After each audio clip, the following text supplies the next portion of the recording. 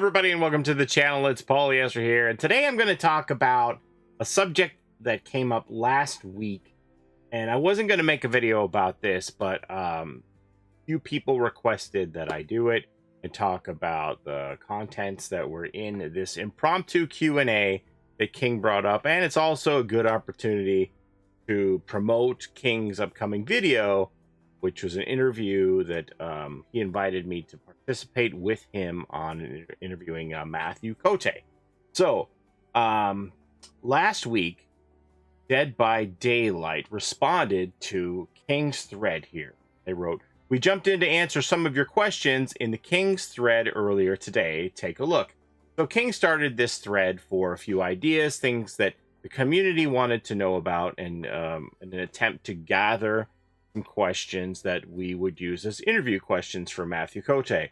And unbeknownst to us, the community manager team over at Dead by Daylight saw this and hatched a plan to answer some of these questions on their own rather than us bringing them to Matthew, because, you know, Matthew has certain roles within the company and he may not even know the answers to questions. So the devs answered some of the questions that were asked in King's thread themselves. So we're just going to go ahead and go through them. King said, "If you could ask the DBD devs one serious question, what would it be? For me, I'd ask about any new information on new prototype game modes." And then so we get into the questions here. Will live Q&As come back again on Twitch, asking questions in forums and having the devs answer them on stream? We have some live streams in the works. Q&As specifically aren't off the table, though we'd likely do them as a segment of a larger stream. The problem with Q&As is that people often want to know if we're working on things that we haven't started working on yet, so the answer ends up being unsatisfying. We want to make sure we bring something to the table to share first, and then ask some questions as a bonus. I can have Trapper, who starts with all his traps base kit, and they can be moved, question mark. This specifically isn't in the plans, but we do have something in the works, make his traps easier to collect. We'll share more soon. Magnetic gauntlets, the force, power of the force, I don't know, but I'm glad that Trapper's going to get some love. Can we please do something, anything about Freddy? He was weak but interesting, and then you made him strong but boring, and now he's mid and boring. Freddy is on our to-do list, but we don't have a design written down for him just yet, so sadly there are no specifics to share just yet. Why'd they nerf locker saves? Oh, ha ha ha. Only 0.1% of people hit them consistently. Well, because there was no counterplay when a coordinated team knew what they were doing. We can't leave something unfair in the game just because only a few people do it. When will the FOV slider actually get put into the game? We're trying to get this in ASAP. Sadly, no date to share just yet, though. I'd like to know if they'd be open to rework the entire survivor side of the game, since every survivor can use every perk and item. The choice of which survivor you play is just a cosmetic one.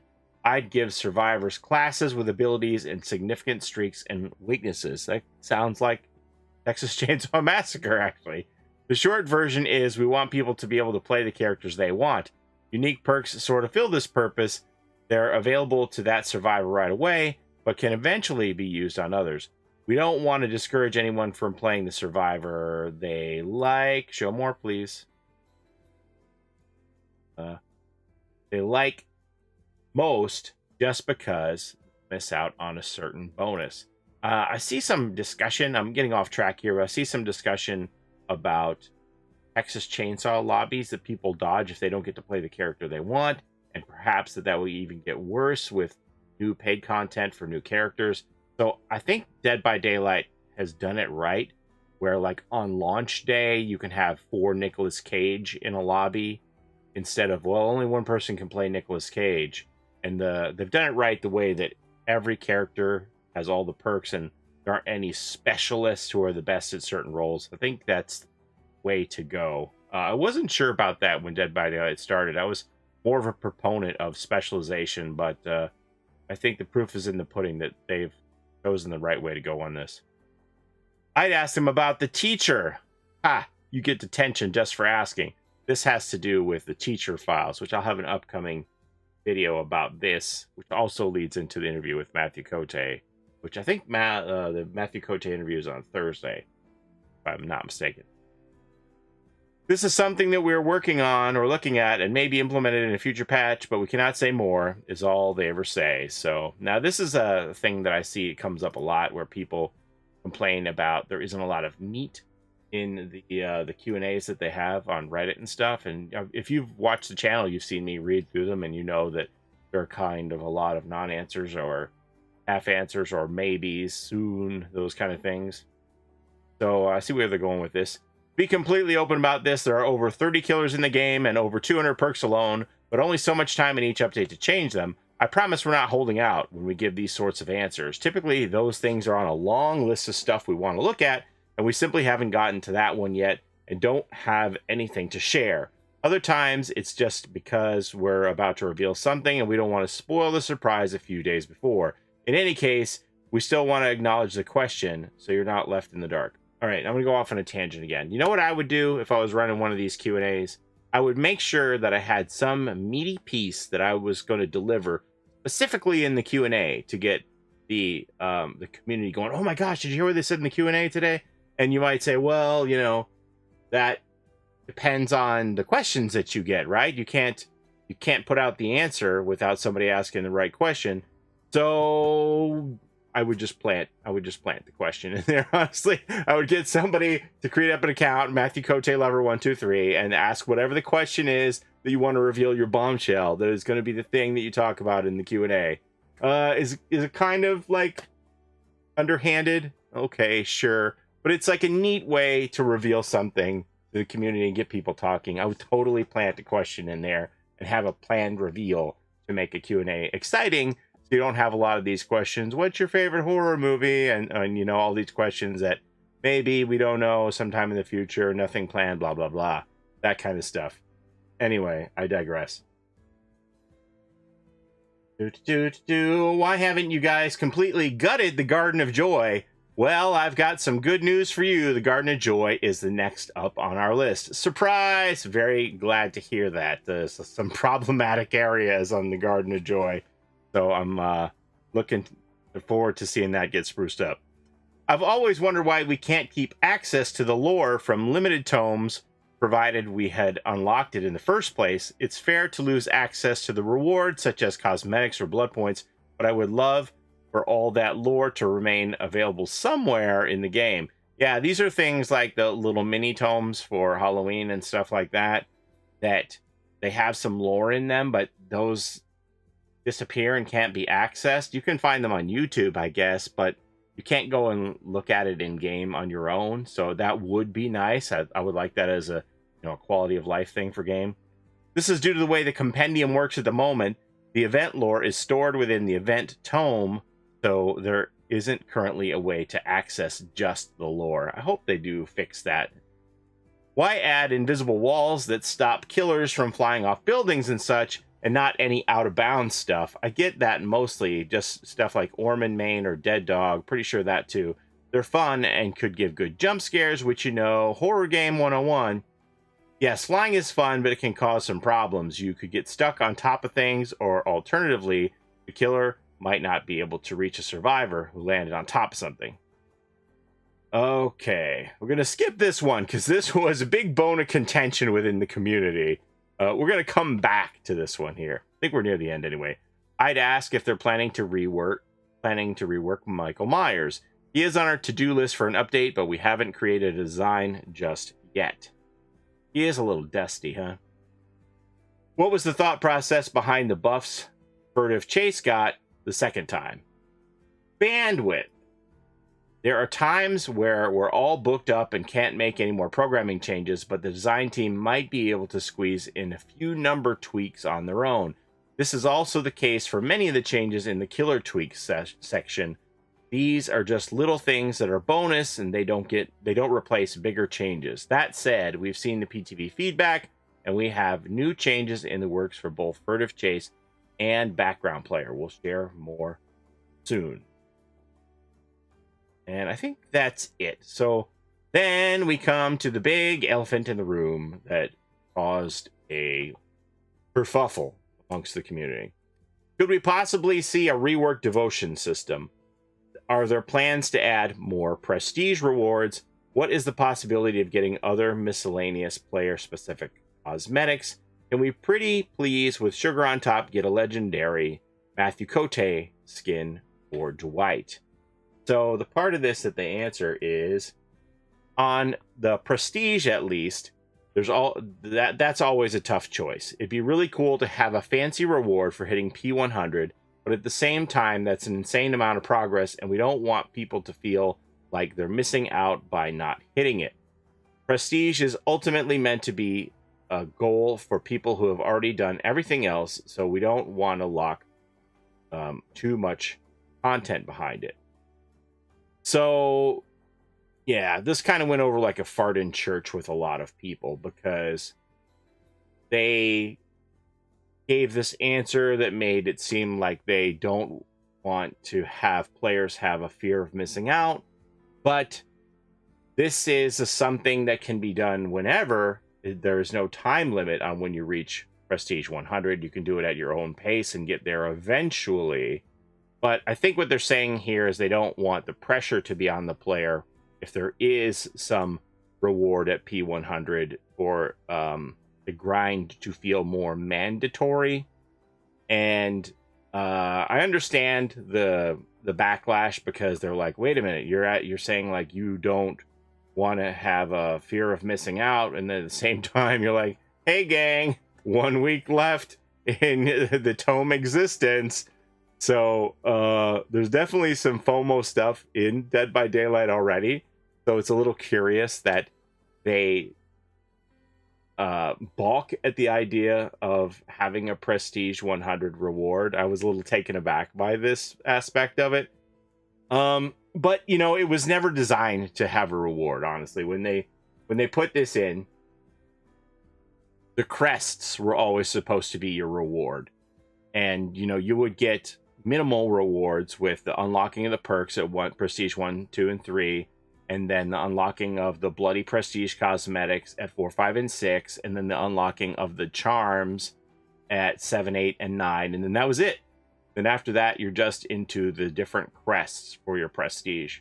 Okay, so let's just compare the amount of grind that's required to get to P100 and the amount of grind that's required to finish a rift, for example, since people are saying, well, how can you say that you care about FOMO when you have these limited time rifts and we can do the P100 at our leisure, right? So I remember this system started, what? It says July 23rd. So we've had this about 15 months now, right? And I remember that people were really, really pushing to be one of the first people to get Prestige 100. These were some streamers who are full-time streamers, streaming like 8 hours a day, and every game that they played, the people who played with them needed to bring party streamers so they could get as many blood points as possible and get to P100 as fast as possible and unlock that P100 crest. And it took them, I want to say, about 2 months to do it, doing that for that amount of time, 8 hours a day. And so, yeah, it is a grind. Me, by comparison, I'm much more casual. I play a lot, but I don't stream as long as some of these full-time streamers do. And I think my highest character is like P15 or something like that, because I'm spreading it out across all my characters. I don't have a main. I don't specialize in anyone. I'm usually using my blood points to work up my other characters because I don't really care about the fancy badge. So if there was a cosmetic at the end, then I would feel a lot more pressure, play more to reach that, to unlock that. That would be some FOMO for me personally to try and reach that. Right now, after I've done Prestige 9 and I've unlocked my charms, my bloody prestige, and my perks, I don't really focus on each character anymore. But that's me. Now, just from that aspect, that point of how much people had to play to reach P100, and again, I know you don't have to do it as fast as they have done it, but it is a significant grind compared to a rift where 16 tomes in, I've never failed to complete a rift.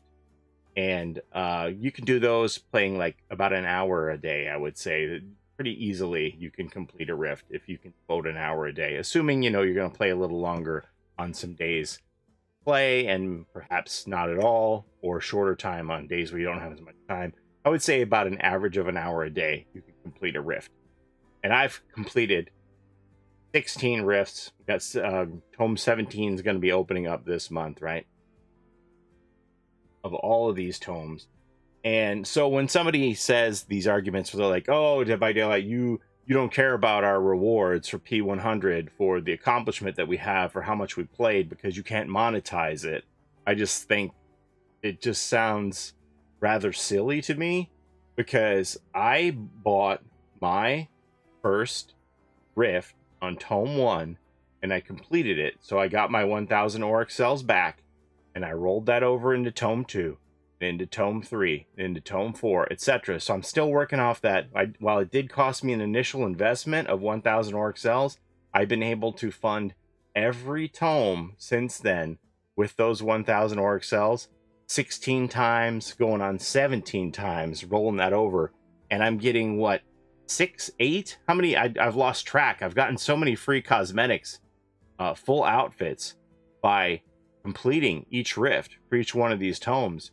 It's got to be well over 100 outfits, and who knows how many charms, hundreds of charms that I all got for free off of that first 1,000 Auric cells investment by rolling it over tome after tome after tome.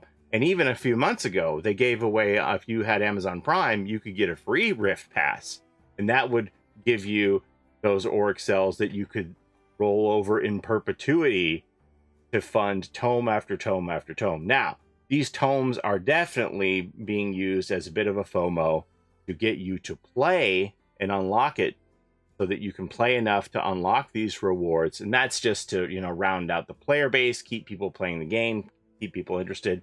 Almost pretty typical marketing tactic. But I've been able to get, as I said, hundreds of cosmetics between outfits and charms, all off that first initial investment. So when somebody wants to characterize this to me, that Dead by Daylight doesn't want to reward their players who play the most, that just blows my mind, because anybody who's playing the most is most likely unlocking every rift and cashing in on all of these free cosmetics as their reward for their playtime. So these, the P100 was never designed to have a reward. Do I think it should have a reward? Maybe, but I don't know that it should have a cosmetic reward at the end of the tunnel here, because we see these discussions where people are complaining that they say, oh my gosh, my life is miserable at P100. I wish I had never done it, or I wish that killers couldn't see my prestige level because they either camp and tunnel me out because I am P100, so I get abused for being P100, or they dodge my lobby because I'm P100, they see my P100 crest, and then they skip, and then I wait long time lobby simulator to find somebody who's willing to take me on as a P100. So if there was a cosmetic that was connected to being P100, Jane, for example, wouldn't that have the same effect if people recognize that let's say that the P100 crest is hidden, but they see you wearing this flashy P100 reward Jane skin? Wouldn't that have the same effect of being camped and tunneled and punished for being P100 wearing this flashy skin, or being dodged? It seems to me it would have the same effect.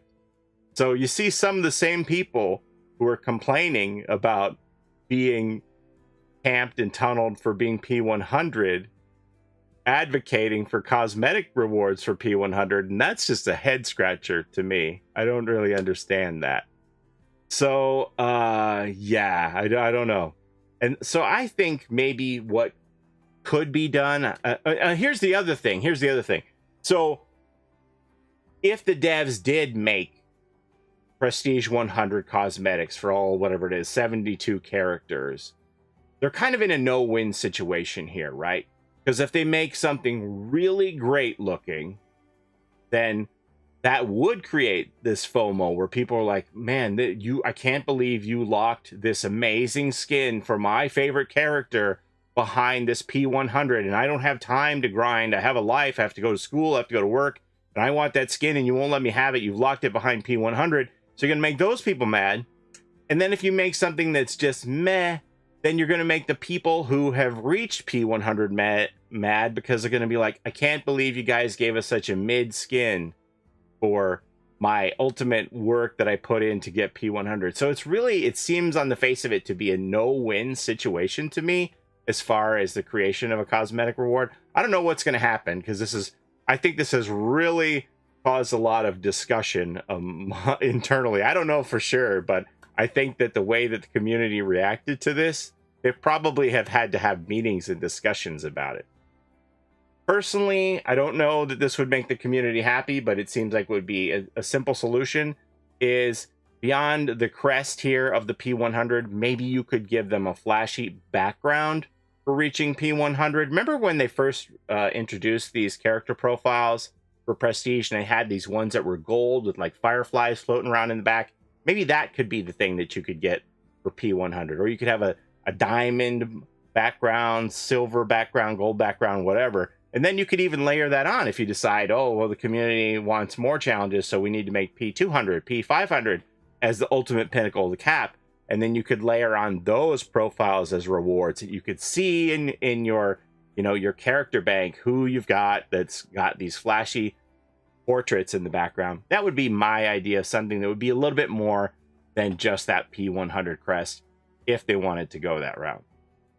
Then the other thing that I would say is this comment here that says, can we address how this was more informative than the Ask Me Anything? Those are those Reddits where they take those Q&As that people said there wasn't a lot of substance to those. The last AMA was 50% cosmetic and do you like working on Dead by Daylight type questions? And the few interesting questions were answered with non-answers and even outright refusals to answer. So this again goes back to the there's not a lot of substance in those AMAs. What are we tuning in for if there's nothing there? And so we have this opinion that people, a few people said, this is great. I'm so happy that you did this and that you responded to King's thread like this and answered all these questions.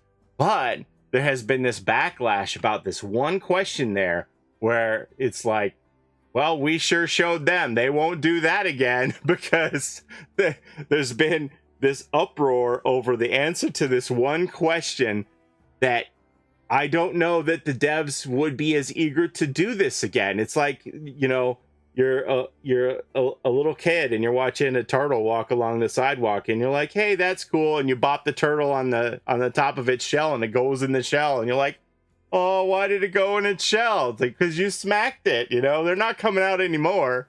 They don't want to interact with you anymore. So, yeah, I don't know. Like, if people complain that the devs aren't transparent and forthcoming, and if you react these kind of ways, this is how you get a dev team that isn't transparent and forthcoming, because they feel like there's the ability for something to snowball on them with the answer to a simple question that it gets out of control. And it's also ironic to me that I see some of the people who are saying that Ask Me Anythings are worthless and they wish that the dev team were more transparent are also the ones who are hanging on to that question so hard and pointing out their perceived hypocrisy in the whole situation and, getting the community in an uproar with torches and pitchforks. So, like, you got to give them some leniency here on some of these answers and approaches that they have. They're the final decision makers at the end of the day, even if we don't like the answers. And I'm somebody who thinks that there should be something at the end of the P100 rainbow there for that grind. As I said, something maybe not as simple as the crest, but a bit more. But anyway, so that was this whole situation in a nutshell that people asked me for my opinion on it and to reflect on it. And to talk about some of the other things that were discussed in here, like Michael rework, Freddy rework, those kind of things, Garden of Joy rework. So yeah, so that's what happened. And that's my whole take on the whole situation. I'm sure that many of you will have much to say about it. But, it's got to be super frustrating for the devs. If you could put yourself in their shoes, that King puts this thing up that isn't directed at them. It's me and him gathering questions to ask Matthew later this week. And they're like, hey, we can jump in and answer some of these. And then it becomes a dog pile because that 1P100 question. Would you be eager to do it again after that? Like I said, if you want devs who aren't open and transparent and communicating with the community, this is how you get that, with those kind of responses. Anyway, that's my old man rant over. That's my 2 cents. That's how I see it. And as always, thank you for the time that you spend here with me on my channel. Don't forget to like, comment, and subscribe. It'll help the channel a ton. And don't forget to take care of each other in and out of the fog. We'll see you next time. Have a great day, everybody. Bye-bye. It's a Gen Rush life for us. It's a Gen Rush life for us. Set a hiding, we do gens. Set a randoms, we got friends. It's a Gen Rush life